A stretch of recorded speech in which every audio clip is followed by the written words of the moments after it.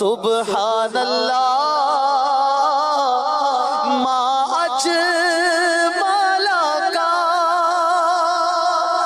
ما حسنک ما اکملک نحمدہ ونصلی علی رسولہ النبی الکریم الامین اما بعد فاعوذ باللہ السمیع العلیم من الشیطان الرجیم بسم اللہ الرحمن الرحیم قال اللہ تبارک و تعالی فی القرآن الحکیم ان اللہ وملائکتہ یصلون علی النبی یا ایہا الذین آمنوا صلوا علیہ وسلموا تسلیما الصلاۃ والسلام علیک یا رسول اللہ الصلاۃ والسلام علیک یا نبی اللہ الصلاۃ والسلام علیک یا شفیع المذنبین وعلی آلک واصحابک یا رحمۃ للعالمین۔ اللہ تعالیٰ کی بے حد و حساب حمد و ثنا سرور کونین نبی مکرم جان عالم حضرت محمد مصطفیٰ صلی اللہ علیہ وسلم اور آپ کے جمیع آل و اصحاب کی بارگاہ ناز میں انتہائی تعظیم، تکریم، ادب کے ساتھ درود و سلام کے نذرانوں کے بعد سامعین ذی وقار میرے دینی اور یقینی دوستوں، بزرگوں اور بھائیوں، نبی کریم صلی اللہ علیہ وآلہ وسلم کی سیرت مبارکہ کے حوالے سے ہمارا درس سیرت مبارکہ سیرت رحمت للعالمین کا تسلسل الحمدللہ جاری و ساری ہے۔ اسی تسلسل کو آگے لیے چلیں گے اور نبی کریم صلی اللہ علیہ وآلہ وسلم کی مدینہ شریف میں آمد اور آپ صلی اللہ علیہ وآلہ وسلم کا پرتپاک طریقے سے استقبال کیا جانا، اور اس کے بعد نبی کریم صلی اللہ علیہ وآلہ وسلم کا خطبہ جمعہ دینا، اور خطبہ جمعہ کے بعد آپ صلی اللہ علیہ وآلہ وسلم کا اپنی ناقہ یعنی اونٹنی پر تشریف فرما ہو کر اپنی ناقہ کو اللہ تعالیٰ کے حکم کے سپرد کر دینا کہ جہاں پر یہ قیام کرے گی اسی جگہ پر میں پڑاؤ ڈالوں گا۔ نبی کریم صلی اللہ علیہ وآلہ وسلم کے لیے صحابہ کرام کا انتہائی رغبت رکھنا کہ آپ ان کی طرف تشریف لائیں اور ان کو یہ شرف عطا فرمائیں تاکہ آپ کے قدموں سے ان کے کنبے، ان کے خاندان، ان کے گھر اللہ تعالیٰ کے انوار و تجلیات کا مرکز بن سکیں۔ لیکن رسول اللہ صلی اللہ علیہ وآلہ وسلم نے اپنی اونٹنی کو چھوڑ دیا اور فرماتے رہے خلوا سبیلہا فإنہا مامورۃ، اس کا راستہ چھوڑ دو، یہ اللہ کی طرف سے مامور ہے۔ ناکہ چلتی چلتی ایک مقام پر آ کر بیٹھ گئی اور اپنی گردن کو زمین پر پھیلا دیا۔ آپ صلی اللہ علیہ وآلہ وسلم کی آمد کو دیکھ کر، یہ کیونکہ بنو نجار کا علاقہ تھا، یہ زمین، یہ علاقہ، یہ ایریا قبیلہ بنو نجار کا تھا، لہٰذا بنو نجار کی بچیاں خوشی سے پھولی نہیں سما رہی تھیں اور نبی کریم صلی اللہ علیہ وآلہ وسلم کی آمد پر بہت ہی محبت کے ساتھ یہ اشعار پڑھ رہی تھیں۔ نحن جوار من بنی النجار یا حبذا محمد من جاری، ہم بنو نجار کی بچیاں ہیں، اے محمد صلی اللہ علیہ وسلم آپ کتنے ہی بہترین پڑوسی ہیں۔ نبی کریم صلی اللہ علیہ وآلہ وسلم نے ان بچیوں کا جب یہ خوشی سے اور جھوم جھوم کر ترانہ سنا تو آپ صلی اللہ علیہ وسلم نے فرمایا اتحبیننی، کیا تم مجھ سے محبت کرتی ہو؟ قلنا نعم، انہوں نے کہا بے شک یا رسول اللہ۔ آپ نے فرمایا وَأَنَا وَاللَّهِ أُحِبُّكُنَّ، اور پھر فرمایا وَأَنَا وَاللَّهِ أُحِبُّكُنَّ وَأَنَا وَاللَّهِ أُحِبُّكُنَّ۔ آپ نے 3 بار ارشاد فرمایا کہ میں تم سے محبت کرتا ہوں، باخدا میں تم سے محبت کرتا ہوں،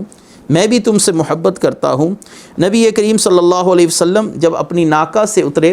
تو آپ قرآن کریم سورہ مومنون آیت نمبر 29 کی تلاوت فرما رہے تھے، وَقُلْ رَبِّ أَنزِلْنِي مُنزَلًا مُبَارَكًا وَأَنْتَ خَيْرُ الْمُنزِلِينَ، اور یہ بھی عرض کرنا کہ اے میرے رب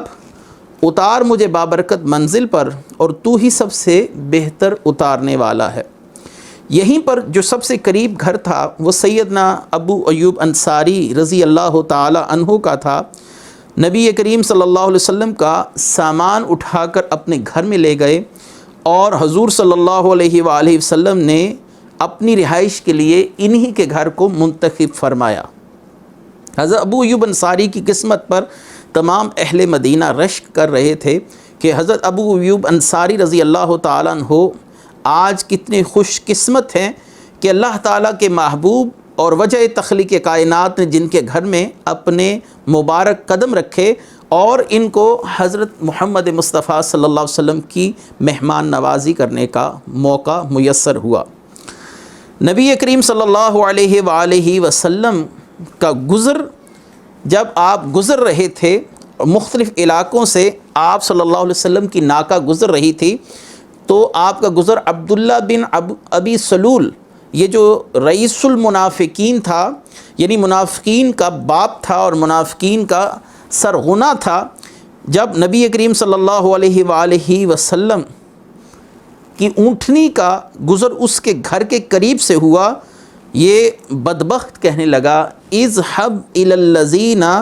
دعوک وانزل علیہم، ان کے پاس جائیے جنہوں نے آپ کو بلا بھیجا ہے، ان کے ہاں قیام کیجئے۔ نبی کریم صلی اللہ علیہ وسلم کو عبداللہ بن ابی سلول کے اس جملے سے انتہائی تکلیف پہنچی۔ سعد بن عبادہ رضی اللہ تعالیٰ عنہ نے جب یہ بات سنی تو آپ نے فرمایا یا رسول اللہ صلی اللہ علیہ وسلم غم زدہ نہ ہو۔ اس کی خاص وجہ یہ ہے کہ اس عبداللہ بن ابی سلول کو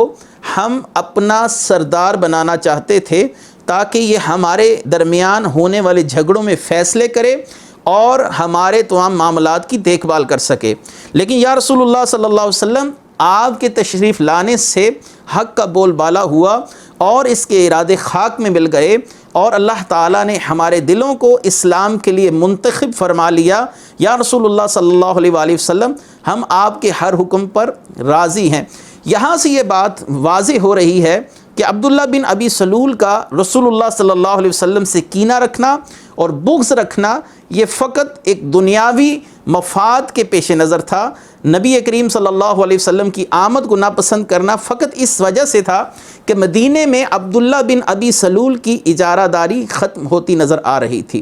عبداللہ بن ابی سلول اس کے بعد بھی رسول اللہ صلی اللہ علیہ وسلم کے خلاف کئی منصوبوں کے اندر عملی طور پر پیش رہا، لیکن نبی کریم صلی اللہ علیہ وآلہ وسلم اس کے ہر معاملے سے درگزر کرتے رہے۔ اس کی حکمتیں انشاءاللہ العزیز اگلے دروس میں اپنے مناسب مقام پر بیان کی جائیں گی کہ عبداللہ بن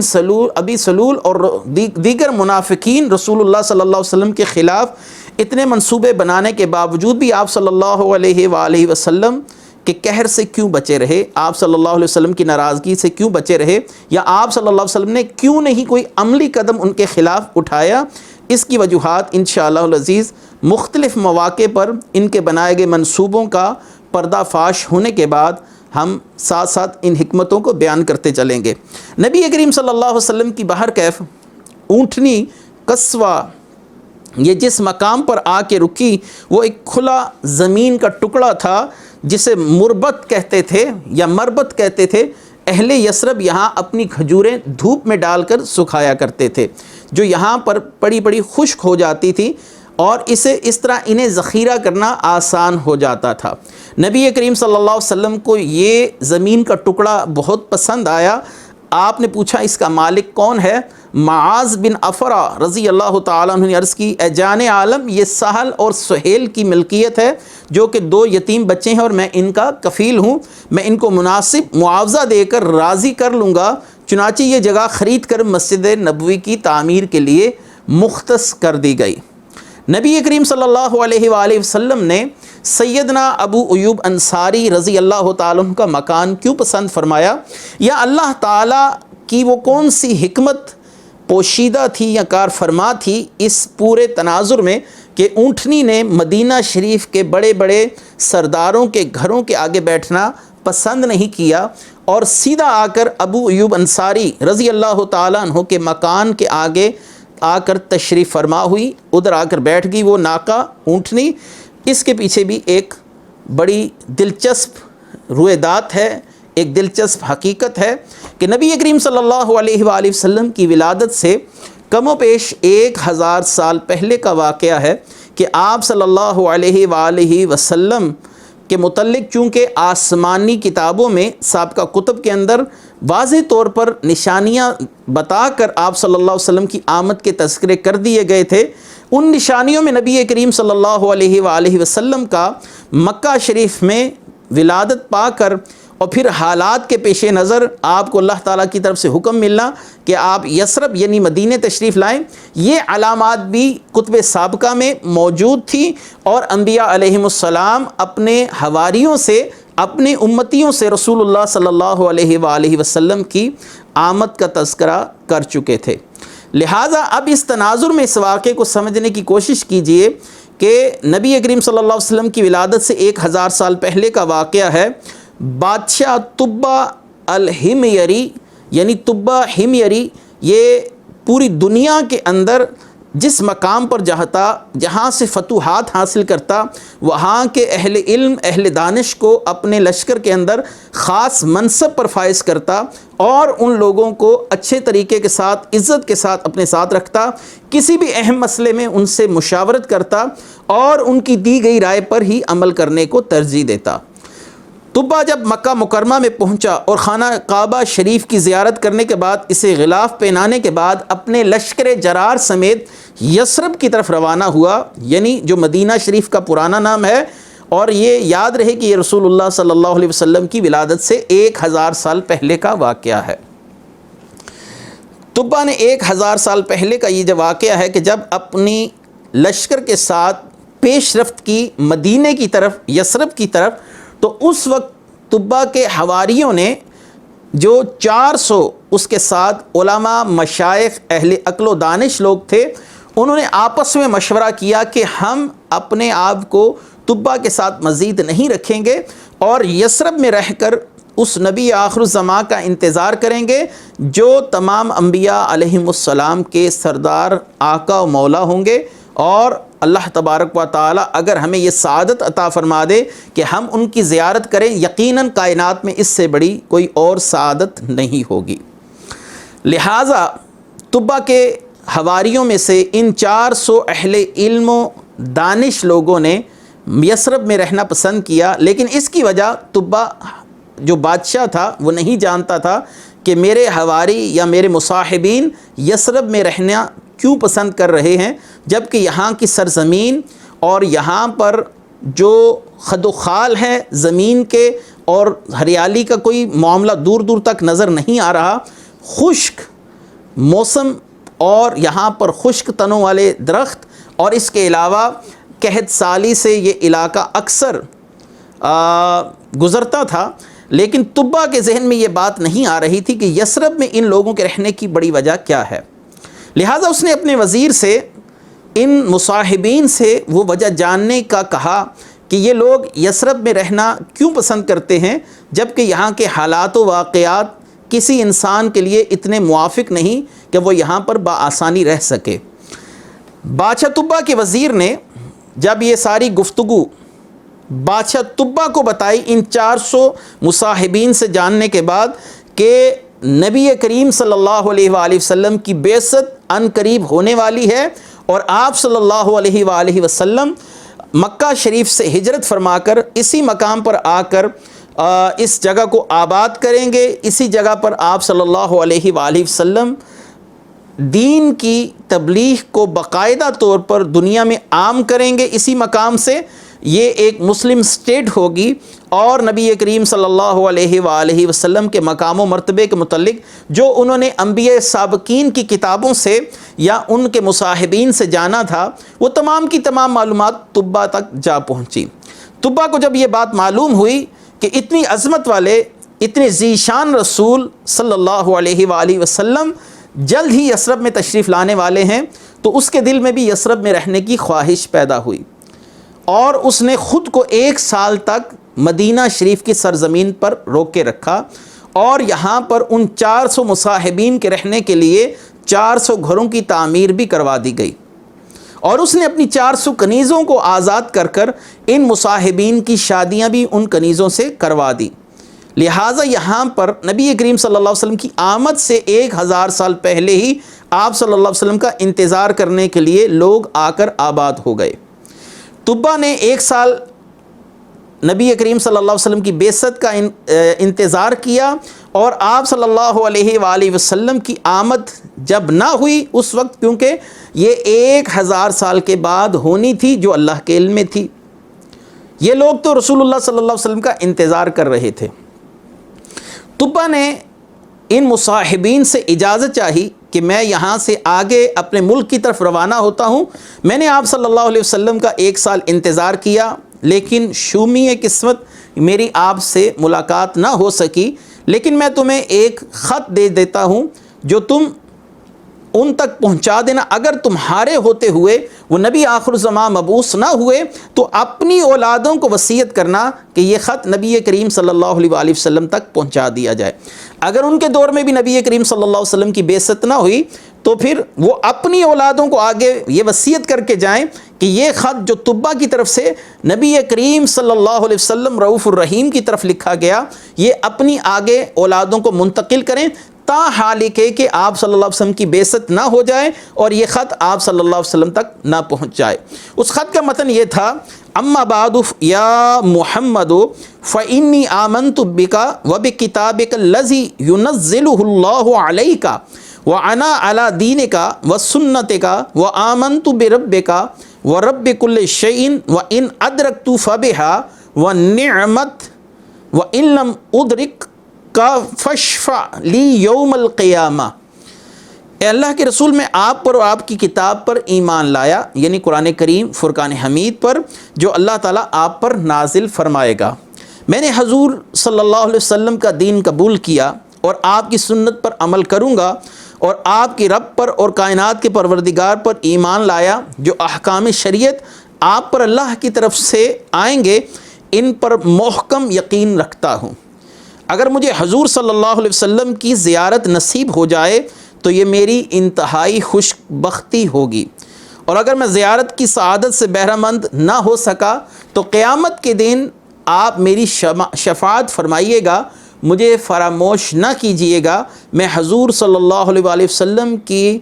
ان فرما بردار اطاعت گزار امتیوں سے ہوں جو حضور صلی اللہ علیہ وسلم کی آمد سے پہلے ہی آپ صلی اللہ علیہ وسلم پر ایمان لائے۔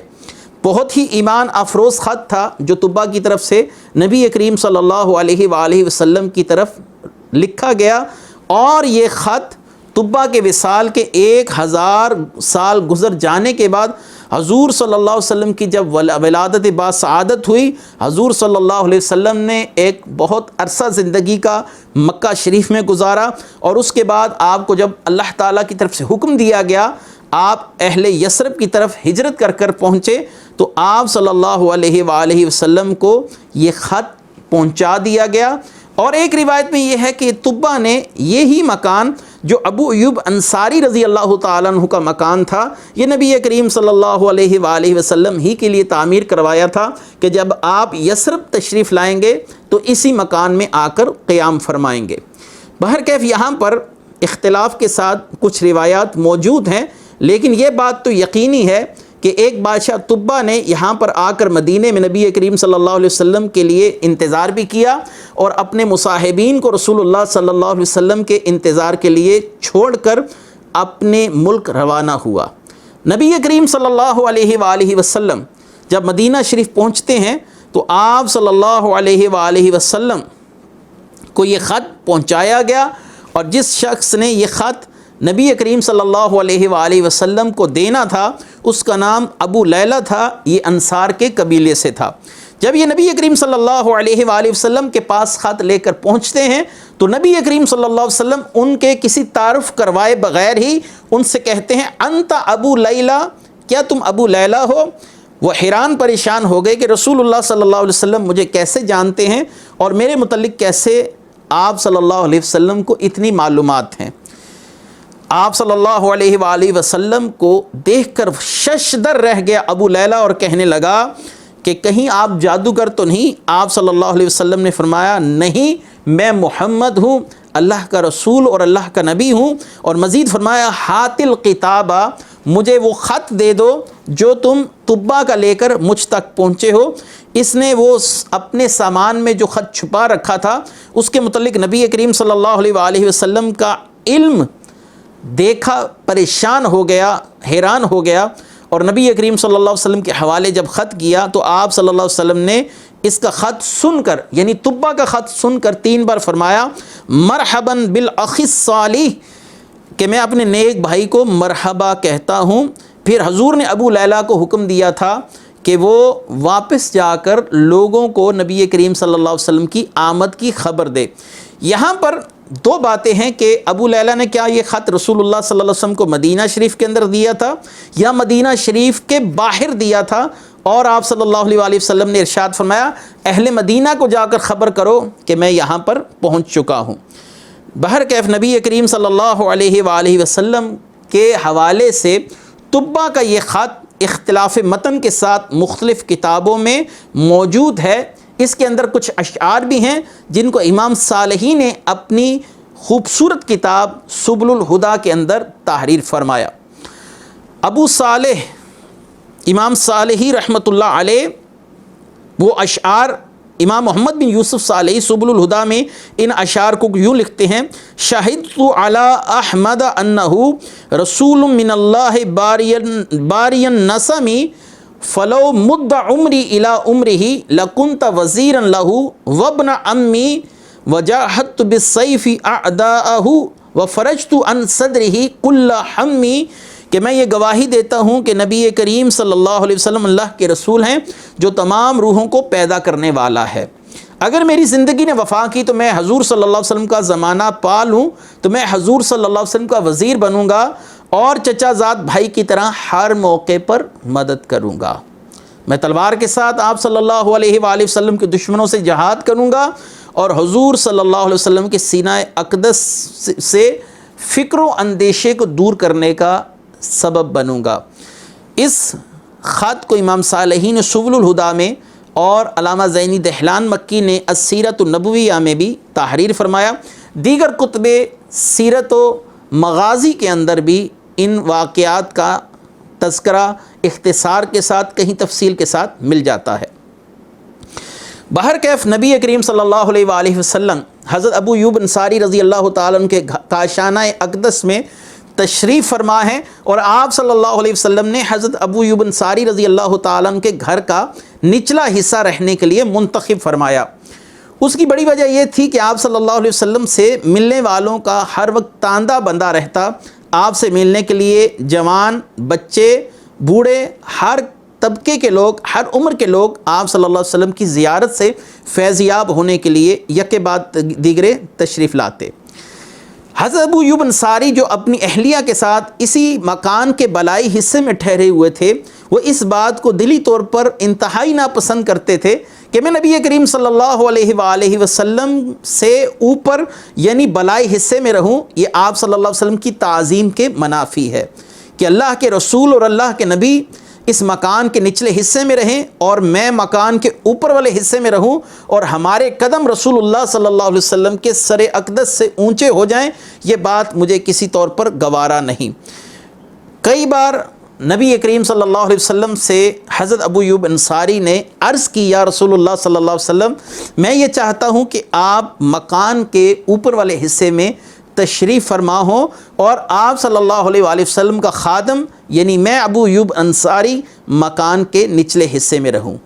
تاکہ آپ صلی اللہ علیہ وسلم مقام و مرتبے کے لحاظ سے جیسے بلند ہیں، اللہ تعالیٰ نے جو آپ کو عزت اور رفعت عطا فرمائی ہے اس کے پیش نظر آپ صلی اللہ علیہ وسلم کے سر اقدس سے اوپر رہنا یا اس مقام پر رہنا جو آپ صلی اللہ علیہ وسلم سے فوق ہو، یہ آپ صلی اللہ علیہ وسلم کی تعظیم کے منافی ہے۔ نبی کریم صلی اللہ علیہ وآلہ وسلم کے ادب کا ایک واقعہ بھی یہاں پر میں پیش کر دوں۔ ایک دفعہ ابو ایوب انصاری رضی اللہ تعالیٰ عنہ کی اہلیہ کے ہاتھ سے پانی کا گھڑا نیچے زمین پر گر گیا اور چھت سے اس سے پہلے کہ پانی ٹپکتا اور رسول اللہ صلی اللہ علیہ وسلم کو کسی قسم کی اذیت کا سامنا کرنا پڑتا، ابو ایوب انصاری اور آپ کی اہلیہ جن کے پاس سردیوں کے دنوں میں ایک ہی لحاف موجود تھا، آپ نے فوراً اس لحاف کو اس پانی کے اوپر ڈال دیا تاکہ یہ لحاف اس پانی کو چوس جائے اور پانی کا کوئی قطرہ نبی کریم صلی اللہ علیہ وسلم تک نہ پہنچے۔ اور ان دونوں میاں بیوی نے رات انتہائی سردی کے عالم میں گزاری، لیکن نبی کریم صلی اللہ علیہ وسلم کو کسی قسم کی اذیت اور تکلیف نہ ہونے دی۔ نبی کریم صلی اللہ علیہ وآلہ وسلم کی میزبانیاں ابو ایوب انصاری رضی اللہ تعالیٰ عنہ کی طرف سے جاری ہیں۔ وہ خوش تھے، آپ کی اہلیہ بہت خوش تھی، اہل مدینہ رشک کرتے تھے کہ ابو ایوب انصاری رضی اللہ تعالیٰ عنہ کتنے خوش قسمت ہیں کہ نبی کریم صلی اللہ علیہ وآلہ وسلم کی میزبانی فرما رہے ہیں۔ ان دونوں میاں بیوی کے ادب کا واقعہ یہ بھی بڑا اہم اور قابل غور ہے کہ سب سے پہلے کھانا بنا کر آپ صلی اللہ علیہ وآلہ وسلم کی بارگاہ میں بھیجا جاتا۔ جب آپ صلی اللہ علیہ وآلہ وسلم کھانا تناول فرما لیتے، اس بچے ہوئے کھانے سے سیدنا ابو ایوب انصاری اور آپ کی اہلیہ کھانا تناول فرماتے۔ ابو ایوب انصاری اس مقام کو غور سے دیکھتے جہاں پر آپ صلی اللہ علیہ وسلم کی انگلیوں کے مبارک نشان نظر آتے کہ میں اسی مقام سے کھانا کھاؤں جہاں پر میرے آقا کریم صلی اللہ علیہ وآلہ وسلم نے اپنے دست اقدس سے اس کھانے کو چھوا ہے۔ صحابہ اکرام رضوان اللہ تعالی علیہم اجمعین کا یہی ادب رسول تھا جس نے ان کو ایمان اور رشد کا منارہ بنا دیا۔ نبی کریم صلی اللہ علیہ وآلہ وسلم کی بارگاہ میں ایک بار رات کا کھانا پکا کر بھیجا تو آپ صلی اللہ علیہ وآلہ وسلم نے اس کھانے سے کھانا پسند نہ کیا کیونکہ اس میں پیاز یا لہسن تھا۔ آپ صلی اللہ علیہ وسلم عمومی طور پر ایسے کھانے سے اجتناب کرتے تھے جس میں پیاز یا لہسن ہو، کیونکہ اس سے منہ سے ایک خاص قسم کی بدبو پیدا ہوتی ہے۔ آپ صلی اللہ علیہ وآلہ وسلم نے کھانا واپس لوٹا دیا۔ آپ کی مبارک انگلیوں کے نشان جب حضرت ابو ایوب انصاری کو اس کھانے پر نظر نہ آئے تو گھبرا گئے اور حاضر ہوئے، یا رسول اللہ صلی اللہ علیہ وسلم، میرے باپ آپ پر قربان، اگر اس غلام سے کسی قسم کی کوئی غلطی کوتاہی ہو گئی ہو یا کھانا آپ کو پسند نہیں آیا تو حکم کیجیے آپ کے لیے کھانے کا اور اہتمام کر دیا جائے۔ آپ صلی اللہ علیہ وآلہ وسلم نے ارشاد فرمایا کہ اس کھانے سے مجھے ایک خاص قسم کی بو آ رہی تھی، یعنی پیاز اور لہسن کی بو کی طرف اشارہ ہے۔ میں وہ شخص ہوں جو اپنے رب سے سرگوشیاں کرتا ہوں اور تم اسے کھا سکتے ہو، تمہارے لیے جائز ہے۔ حضرت ابو ایوب انصاری رضی اللہ تعالیٰ عنہ فرماتے ہیں اس دن کے بعد ہم نے کھانے کے اندر پیاز یا لہسن کا استعمال نہیں کیا۔ آپ صلی اللہ علیہ وآلہ وسلم نے ارشاد فرمایا تم میں سے کوئی شخص بھی پیاز اور لہسن کھا کر مسجد میں نہ آئے کیونکہ اس سے ایک خاص قسم کی بدبو پیدا ہوتی ہے جس سے نمازیوں کو اذیت کا سامنا کرنا پڑ سکتا ہے۔ ایسا شخص جو کسی ایسے کام دھندے کے اندر مشغول ہو جس سے بدبو آتی ہو، مثلا جو لوگ عمومی طور پر مچھلی کا گوشت بیچتے ہیں یا گوشت وغیرہ کا کاروبار کرتے ہیں وغیرہ وغیرہ، اسی پر آپ قیاس کر سکتے ہیں، ایسے لوگوں کا شرعی طور پر مسجد میں آنا منع ہے کیونکہ ان سے بدبو آتی ہے اور بدبو سے نمازیوں کو اذیت ہوتی ہے، فرشتوں کو اذیت ہوتی ہے، اس لیے ان لوگوں کا مسجد میں آنا منع کر دیا گیا۔ جمعے کے دن اصل میں غسل کرنے کی حکمت بھی یہی بیان کی گئی۔ عمومی طور پر عام انسان جب تک غسل نہ کرے اس کے جسم سے ایک خاص قسم کی بدبو پیدا ہوتی ہے، اسی بدبو کو دور کرنے کے لیے جمعے کے دن غسل کرنا نبی کریم صلی اللہ علیہ وآلہ وسلم نے سنت قرار دیا، اور جمعے کے دن خوشبو لگا کر نیا لباس پہن کر غسل کر کر مسجد میں جایا جائے تاکہ نہ ہی نمازیوں کو اذیت ہو اور نہ ہی فرشتوں کو اذیت ہو اور انسان سے دوسرا انسان فرحت پائے۔ خوشبو کی وجہ سے انسان کی طبیعت میں ایک خاص فرحت اور خوشی پیدا ہوتی ہے اور آپ کسی مسلمان کی خوشی کا سامان بن سکتے ہیں۔ نبی کریم صلی اللہ علیہ وآلہ وسلم نے لہسن اور پیاز والا کھانا پسند نہیں فرمایا۔ حضرت ابو ایوب انصاری رضی اللہ تعالیٰ عنہ فرماتے ہیں اس کے بعد ہم نے کھانے کے اندر کبھی پیاز اور لہسن کا استعمال نہیں کیا۔ یہاں پر یہ بات یاد رہے کہ رسول اللہ صلی اللہ علیہ وسلم کا کسی شے کو ترک کر دینا اس میں کئی حکمتیں کار فرما ہو سکتی ہیں، جیسا کہ ایک حکمت یہاں پر آپ صلی اللہ علیہ وسلم نے خود ہی بیان فرما دی کہ میں پیاز اور لہسن کھانا پسند نہیں کرتا کیونکہ میں اپنے رب سے سرگوشیاں کرتا ہوں، لیکن تم کھا سکتے ہو۔ لہٰذا رسول اللہ صلی اللہ علیہ وسلم کا کسی شے کو ترک کرنا یا کسی عمل کو چھوڑ دینا یہ اس چیز کے حرام ہونے کی دلیل قطعاً نہیں ہو سکتی، جیسا کہ آج بعض نادان لوگ کہہ دیتے ہیں کہ آپ صلی اللہ علیہ وسلم نے یہ عمل نہیں کیا لہٰذا یہ عمل کرنا حرام ہے۔ فقط اس بات پر اتنا ہی حکم لگایا جا سکتا ہے کہ رسول اللہ صلی اللہ علیہ وسلم نے یہ عمل نہیں کیا، تو اس سے حد درجے یہی بات ثابت کی جا سکتی ہے کہ یہ عمل سنت نہیں۔ ہاں، اس عمل کی حرمت اور کراہت ثابت کرنے کے لیے دلیل شرعی درکار ہوگی، کیونکہ حرمت خود ایک دلیل شرعی کا تقاضا کرتی ہے۔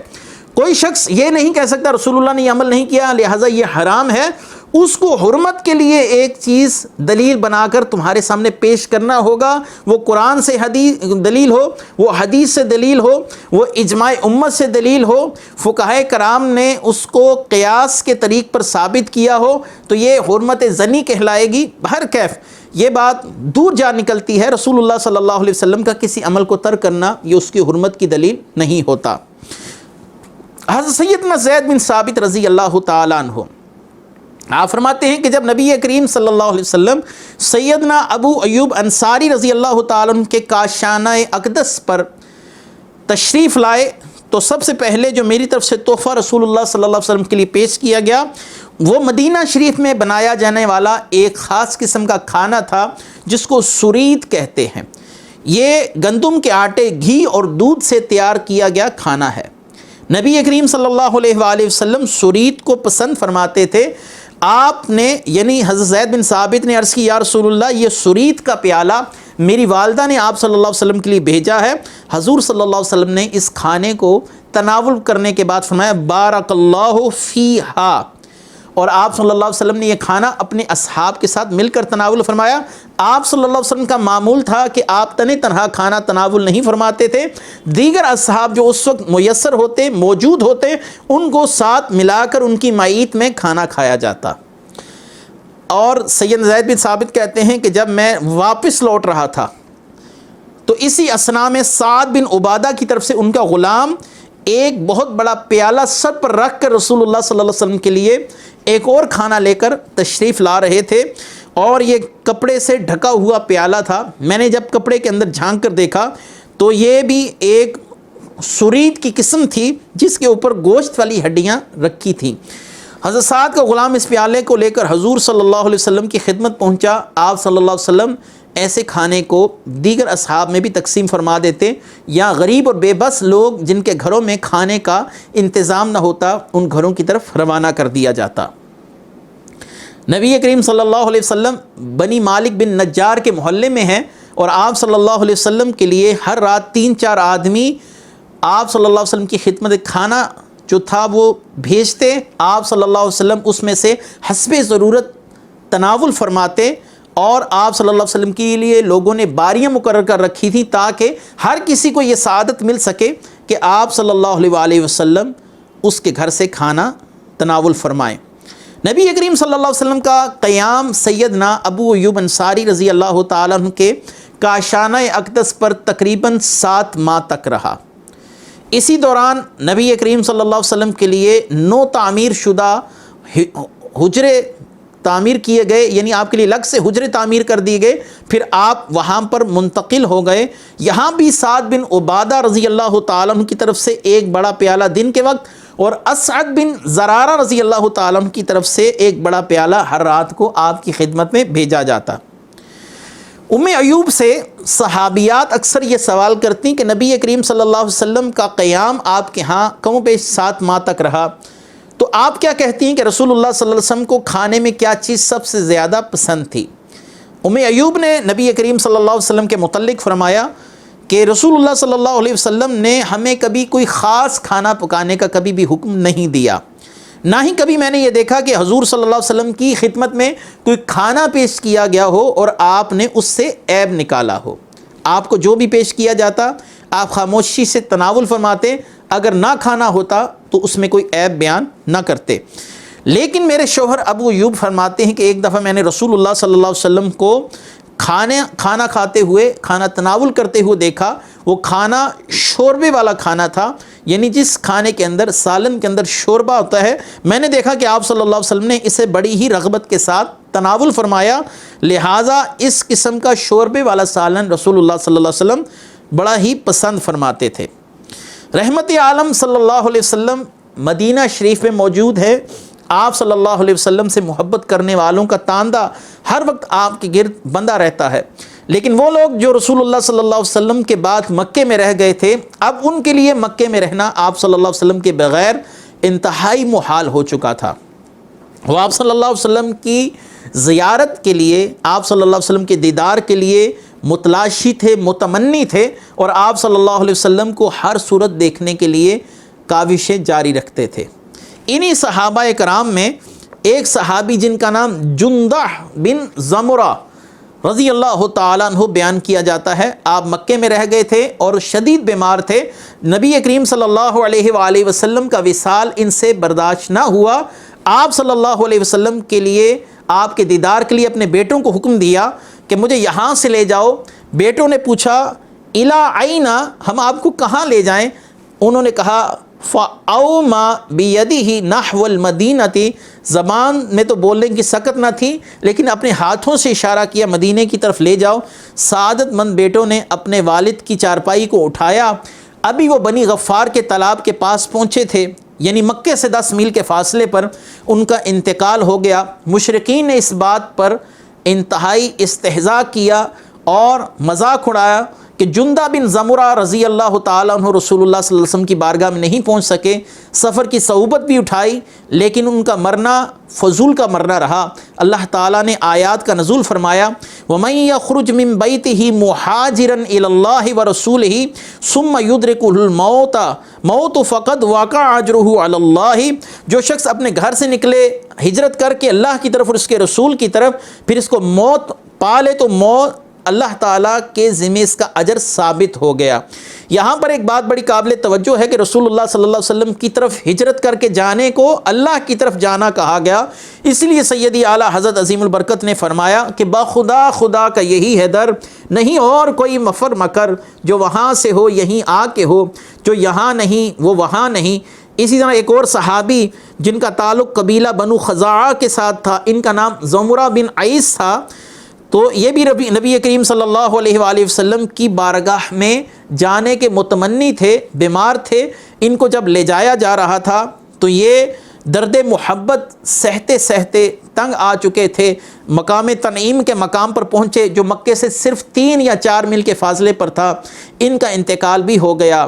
اللہ تعالیٰ ان صحابہ کے صدقے ہم سب کی مغفرت فرمائے۔ اس کے بعد نبی کریم صلی اللہ علیہ وآلہ وسلم کا مدینہ شریف کے اندر قیام کرنا اور مدینہ شریف کن برکتوں سے بھرپور ہو گیا، اللہ تعالیٰ کے انوار و تجلیات کا کیسے مدینہ پھر مرکز بنا، اس پر انشاءاللہ العزیز ہم اپنے اگلے درس میں کچھ تصریحات کے ساتھ، ائمہ کی تصریحات اور کتب مورخین کے ساتھ حاضر ہوں گے۔ وآخر دعوانا ان الحمد للہ رب العالمین۔ سبحان اللہ